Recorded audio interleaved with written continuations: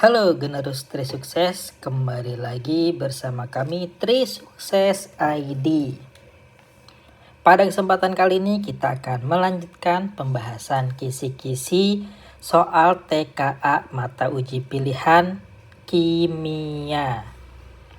Jadi kedepannya kita akan membahas 5 soal yang berkaitan dengan TKA mata uji pilihan kimia. Oke, langsung saja kita ke soal yang pertama. Oke, soal yang pertama ini berkaitan dengan materi stoikiometri. Jadi yang pertama ini adalah materi stoikiometri. Oke. Langsung saja ke soalnya.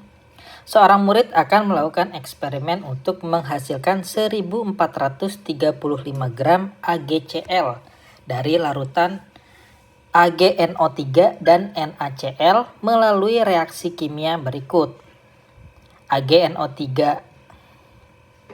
ditambah NaCl, kemudian AgCl ditambah NaNO3. Terdapat 4 botol zat yang berisi 2 jenis reaktan dengan 2 variasi konsentrasi berbeda untuk masing-masing reaktan. Jadi bisa dilihat 4 botolnya. Murid tersebut melakukan perhitungan untuk menentukan larutan dari botol mana yang akan digunakan dan menentukan jumlah larutannya untuk menghasilkan jumlah zat yang diinginkan.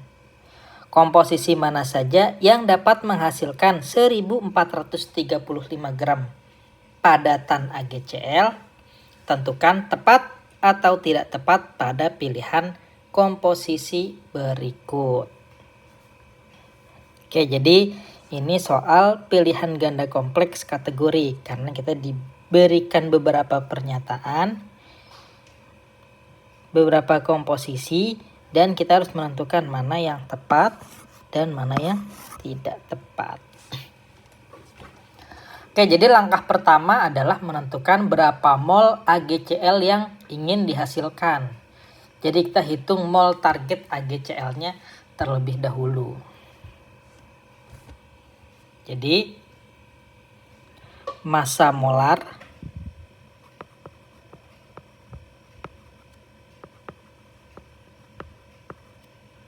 atau Mr AgCl sama dengan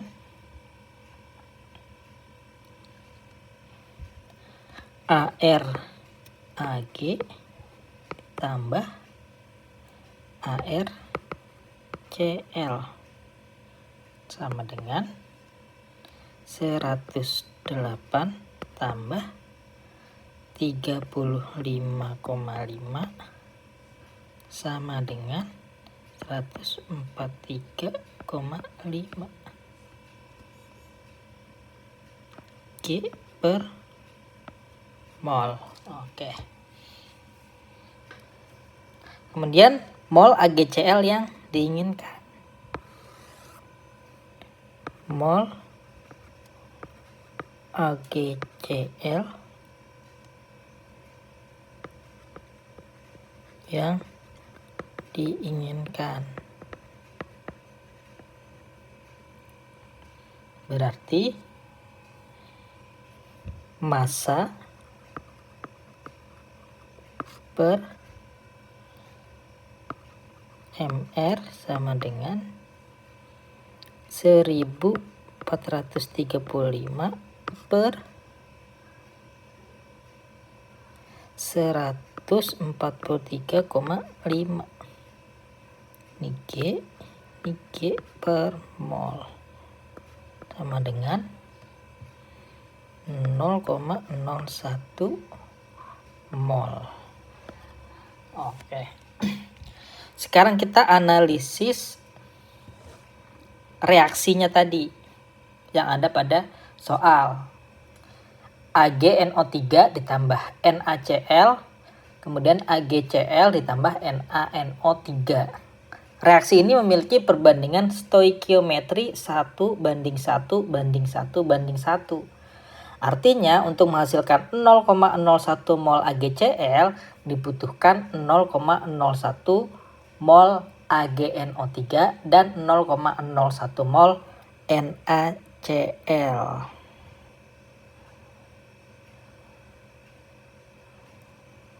Seperti itu. Sekarang kita akan evaluasi setiap komposisinya. Dari komposisi yang pertama. Oke, kita tulis di bawahnya aja.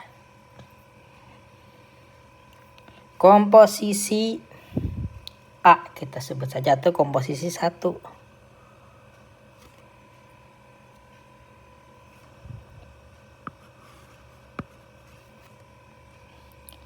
ml AgNO3 1M ditambah 5 ml NaCl 1M. Berarti mol AgNO3 sama dengan 0,005 kali 1M sama dengan 0,005 mol. Kemudian yang NaCl-nya, mol NaCl sama dengan 0,005 L kali 1M sama dengan 0,005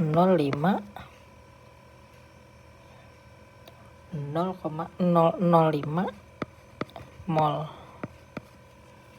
Nah, hasilnya akan menghasilkan 0,005 mol AgCl, bukan 0,01. Berarti komposisi yang pertama ini tidak tepat. Tidak tepat. Oke, lanjut ke komposisi yang kedua. Mol. Jadi komposisi yang kedua ini kan 10 ml AgNO3 1M ditambah 5 ml NaCl 2M. Berarti mol AgNO3 sama dengan 0,010 dikali 1M sama dengan 0,01 mol. Sekarang mol NaCl sama dengan 0,05 kali 2M sama dengan 0,01 mol juga. Jadi jumlah mol kedua reaktan tepat 0,01 mol, sehingga akan menghasilkan 0,01 mol AgCl. Jadi komposisi yang kedua ini tepat. Oke. Sekarang kita cek komposisi yang ketiga. Komposisi yang ketiga ini 10 ml AgNO3 2M ditambah 10 ml NaCl 2M. Berarti mol AgNO3 sama dengan 0,010 ya, kali 2M sama dengan 0,02 mol. Kemudian mol NaCl sama dengan 0,010 kali 2M sama dengan 0,02 mol. Oke. Hasilnya akan menghasilkan 0,02 mol AgCl, bukan 0,01 mol. Berarti yang komposisi ketiga juga tidak tepat. Oke, berarti nomor 1 jawabannya berturut-turut adalah tidak tepat, tepat, dan tidak tepat. Oke, sekarang kita lanjut ke soal nomor 2. Nah, kalau soal nomor 2 ini berkaitan dengan materi masih stoikiometri. Masih stoikiometri.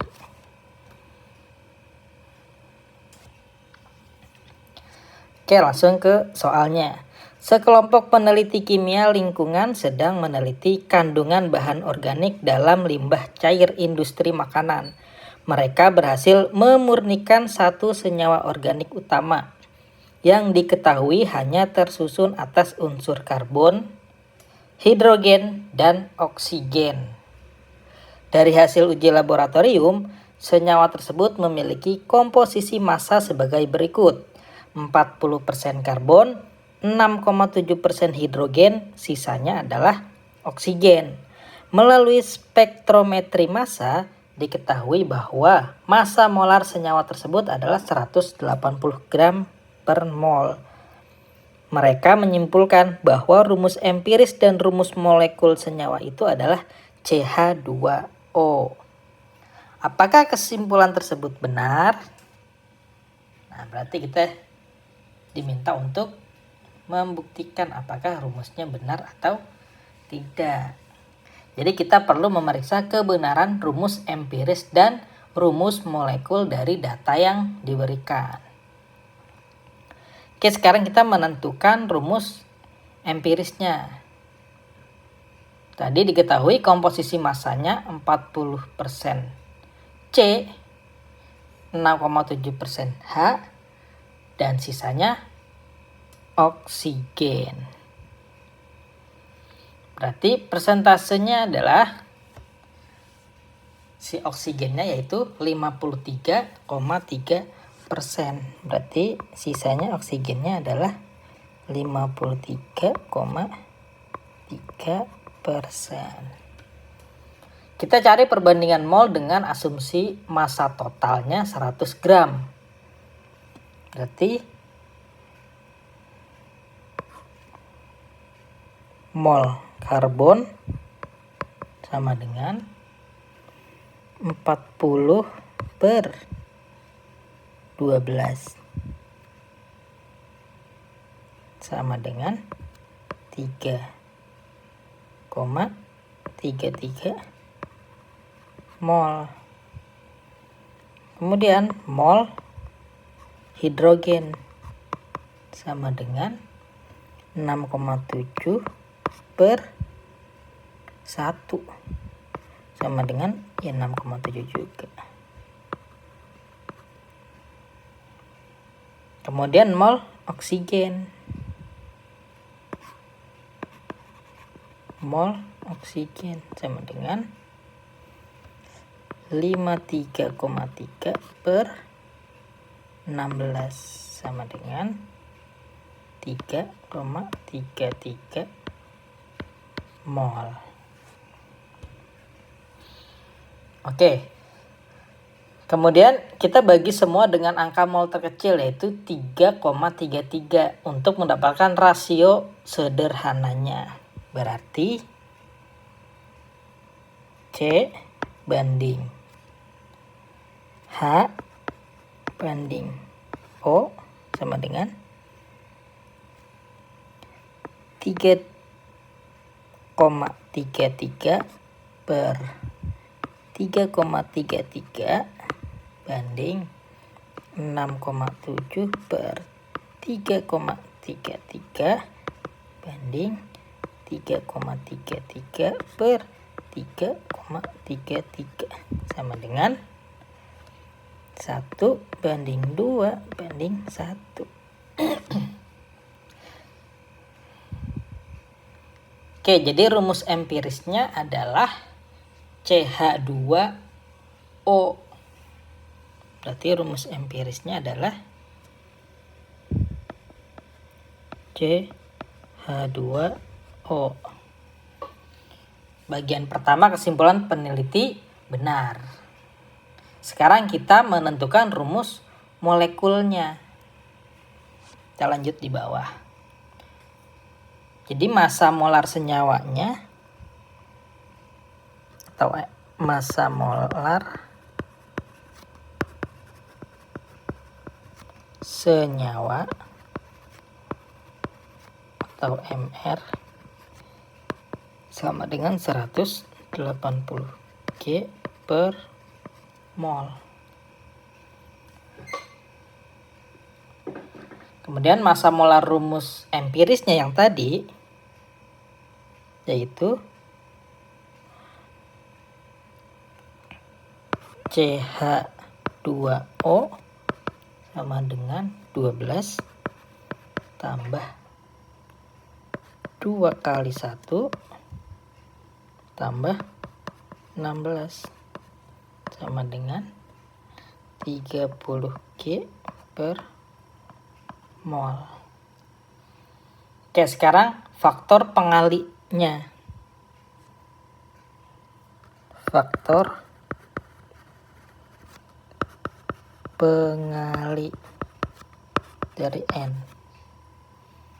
sama dengan MR senyawa per MR rumus empiris sama dengan 180 dibagi 30 sama dengan 6. Oke.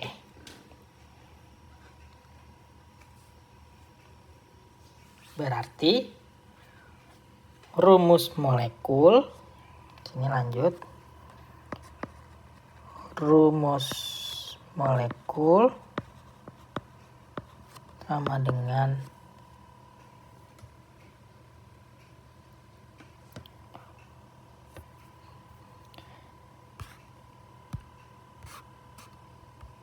kepanjangan, kita hapus dulu, disingkat saja. R molekul sama dengan R empiris 6.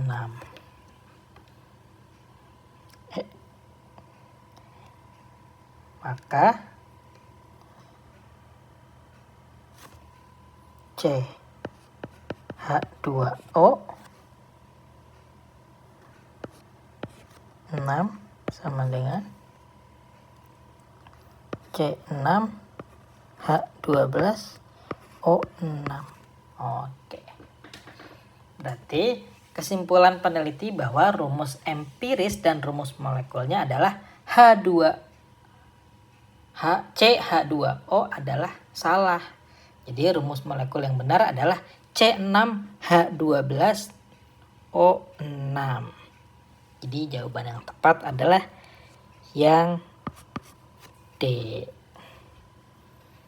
Oke, lanjut ke soal nomor 3. Soal nomor 3 ini berkaitan dengan materi larutan dan sifatnya.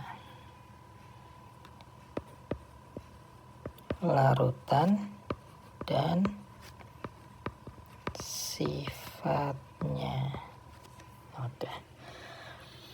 Suatu reaksi asam basa dapat didasarkan pada beberapa teori, yaitu teori asam basa Arrhenius, Bronsted-Lowry, dan Lewis. perhatikan reaksi di bawah ini.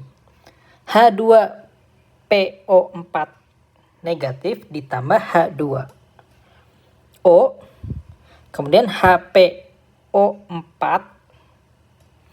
2 negatif ditambah H3O positif. Berdasarkan reaksi tersebut, pernyataan yang benar mengenai reaksi asam basa berdasarkan teori Bronsted-Lowry adalah jadi menurut teori asam basanya Bronsted-Lowry. Jadi asam adalah spesies yang mendonorkan atau memberikan proton H positif, dan basa adalah spesies yang menerima atau akseptor proton H positif. Kita analisis reaksinya. Yang tadi H2PO4 negatif berubah menjadi HPO4 2 negatif. Dia kehilangan 1 H positif. Artinya, ia mendonorkan proton. Oleh karena itu, H2PO4 negatif bersifat asam. Berarti H2PO4 negatif bersifat asam.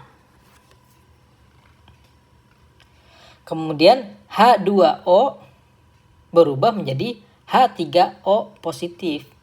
Dia menerima 1 H positif dari H2PO4 negatif. Artinya dia menerima proton. Oleh karena itu H2O bersifat basa. H2O bersifat basa. Jadi opsi yang paling tepat adalah yang C. Menyatakan dengan tepat bahwa H2PO4 negatif memberikan proton kepada H2O dan bersifat asam. Oke, lanjut. Kita ke soal nomor 4. Soal nomor 4 ini berkaitan dengan materi struktur dan sifat hidrokarbon. Struktur dan sifat hidrokarbon.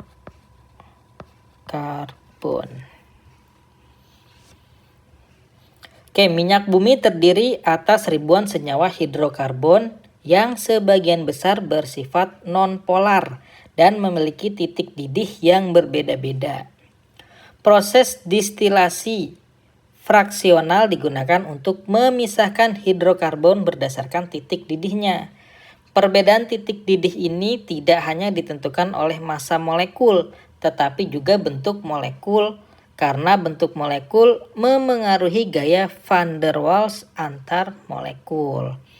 Berdasarkan informasi tersebut, tentukan tepat atau tidak tepat untuk setiap pernyataan mengenai titik didih dari isomer-isomer hidrokarbon berikut. Berarti ini termasuk pilihan ganda kompleks kategori, karena kita diarahkan untuk menentukan mana yang tepat dan mana yang tidak tepat. Langsung kita bahas. Prinsip utama yang digunakan adalah pengaruh bentuk molekul terhadap gaya van der Waals antar molekul. Untuk isomer-isomer hidrokarbon atau senyawa dengan rumus molekul sama tapi strukturnya berbeda. Molekul dengan rantai lurus tidak bercabang, memiliki luas permukaan kontak yang besar sehingga gaya van der Waals antar molekulnya kuat dan titik didihnya tinggi. Kemudian molekul yang semakin bercabang bentuknya menjadi lebih kompak mirip bola. Luas permukaan kontaknya kecil sehingga gaya van der Waals-nya lemah dan titik didihnya juga rendah. Sekarang kita evaluasi, kita cek setiap pernyataannya. Yang pertama, N-butana versus 2-metilpropana. Keduanya isomer C4H10. N-butana lurus memiliki titik didih lebih tinggi dari 2-metilpropana yang bercabang. Maka pernyataan yang pertama ini tepat.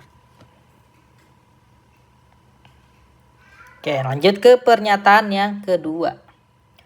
2,2 dimetilpropana versus 2-metilbutana. Keduanya isomer C5H12. 2,2 dimetilpropana sangat bercabang, memiliki titik didih lebih rendah dari 2-metilbutana yang sedikit bercabang. Pernyataan mengatakan justru sebaliknya. Berarti pernyataan kedua ini tidak tepat. Oke, lanjut ke pernyataan yang ketiga. N-heksana versus 3-metilpentana. Keduanya isomer C6H14. N-heksana lurus memiliki titik didih lebih tinggi dari 3-metilpentana yang bercabang. Berarti jawabannya tepat. Oke.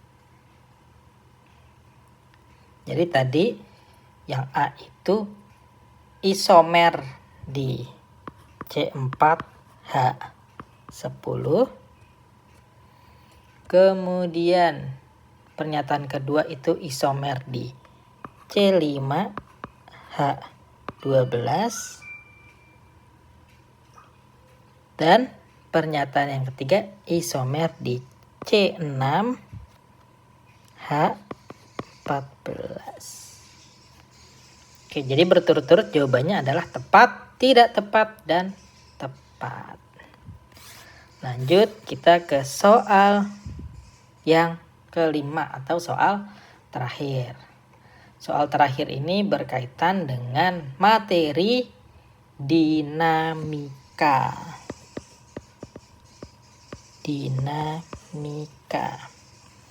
Oke. Produksi H2SO4 dilakukan melalui proses kontak yang berlangsung melalui reaksi kesetimbangan berikut. 2SO2G ditambah O2G. Kemudian 2SO3G delta H sama dengan min 197 kJ mol min 1. Pangkat min 1. Untuk meningkatkan produksi H2SO4 dapat dilakukan dengan memanfaatkan reaksi kesetimbangan yang terjadi. Pernyataan mana saja yang menunjukkan upaya yang dapat dilakukan untuk mendapatkan SO3 sebanyak-banyaknya? Pilihlah jawaban yang benar. Jawaban benar lebih dari 1. Oke, berarti ini soal pilihan ganda kompleks, multiple choice, multiple answer. Jadi jawabannya lebih dari 1. Oke, jadi reaksi kesetimbangannya adalah 2SO2G ditambah O2G. Kemudian 2SO3G dengan delta H sama dengan min 197 kJ mol pangkat min 1. Tujuannya adalah memaksimalkan produk SO3. Artinya kita ingin menggeser kesetimbangan ke arah kanan. Kita gunakan asas Le Chatelier. Analisis reaksinya. Suhu. Reaksinya ke kanan bersifat exotherm, yaitu melepas panas, delta H negatif. Kemudian mol gas. Jumlah mol gas di kiri sama dengan 2 plus 1 sama dengan 3 mol. Jumlah mol gas di kanan sama dengan 2 mol. Reaksi ke kanan mengurangi jumlah mol gas. Upaya menggeser kesetimbangan ke kanan. Konsentrasi yang pertama itu menambah konsentrasi reaktan SO2 ditambah O2 atau mengurangi konsentrasi produk SO3. Kemudian tekanan atau volume. Untuk menggeser ke arah jumlah mol gas yang lebih kecil ke kanan, maka tekanan harus diperbesar atau volume harus diperkecil. Kemudian suhunya. Untuk menggeser ke arah reaksi exotherm atau ke kanan, suhu harus diturunkan. Sekarang kita cek, kita evaluasi pilihan jawabannya. Pertama yang A, memperbesar volume. Berarti menggeser ke kiri, jumlah mol gas lebih besar. Maka opsi A itu salah. Lanjut yang B, menambah O2. Berarti menambah reaktan akan menggeser ke kanan. Betul, jawaban yang B betul. Lanjut yang C, menurunkan tekanan. Berarti menggeser ke kiri. Jawabannya salah. Kemudian yang D, menurunkan suhu. Berarti menggeser ke arah exotherm kanan. Jawabannya benar. Dan yang E, mengeluarkan SO3. Berarti mengurangi produk akan menggeser ke kanan juga. Jawabannya benar. Maka jawabannya berturut-turut adalah B, D, dan E. Oke, itulah 5 soal TKA mata uji pilihan kimia sesuai contoh soal yang diberikan oleh Kemendikdasmen. Oke, mungkin kita cukupkan sampai di sini dulu perjumpaan kita. Jangan lupa yang mau tes atau mau simulasi pakai aplikasinya langsung kunjungi trisukses.edukati.com. Bisa juga teman-teman untuk melihat pembahasan-pembahasan selanjutnya di YouTube channel Trisukses ID atau untuk mendapatkan informasi atau highlight dari pembahasan di sosial media kita di Instagram dan TikTok Trisukses ID. Oke, sampai di sini dulu perjumpaan kita. Sampai jumpa lagi di pertemuan berikutnya.